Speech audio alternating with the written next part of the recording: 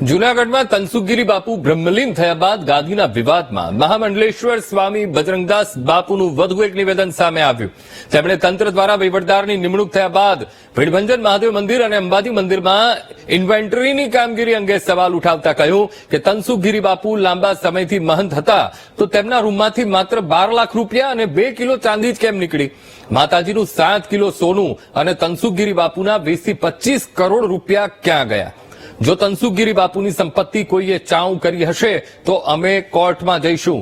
અત્યારે આ મામલે ભીનું સંકેલવાનો પ્રયાસ થઈ રહ્યો છે અને જેથી કયા નેતાએ ભીનું સંકેલવાનો પ્રયાસ કર્યો તેનો જવાબ મળવો પણ જરૂરી છે. વધુમાં કહ્યું કે ગુરુ દત્તાત્રેય શિખર પર મહેશગીરી બાપુનો જ અધિકાર હોવાથી તંત્રએ સુપરત કરવાની જરૂર છે.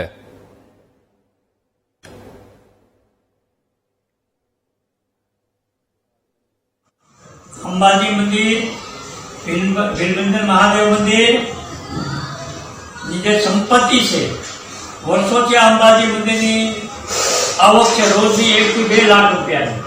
તે વર્ષોથી આ વહીવટ કરે છે એના માણસો, તનસુખગીરી મહારાજના માણસો અને ભીડભંજન મહાદેવ મંદિર બંનેનો વહીવટ કરે છે. તેમાં 7 કિલા સોનું હતું અને 1 કરોડ રૂપિયામાં 2 કરોડ રૂપિયા તનસુખગીરીના હતા.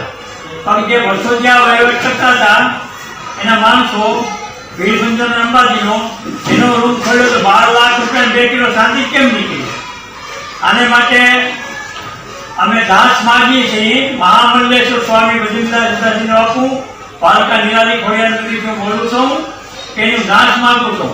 7 કિલો સોનું અને ઓછામાં 20 થી 25 કરોડ રૂપિયા ક્યાં ગયા? તમે જો મામદારા તમે રૂમ ખોલ્યો હોય તો 12 લાખ રૂપિયા અને 2 કિલો ચાંદી કેમ નીકળી? 7 કિલો સોનું માતાજીનું ક્યાં જાય?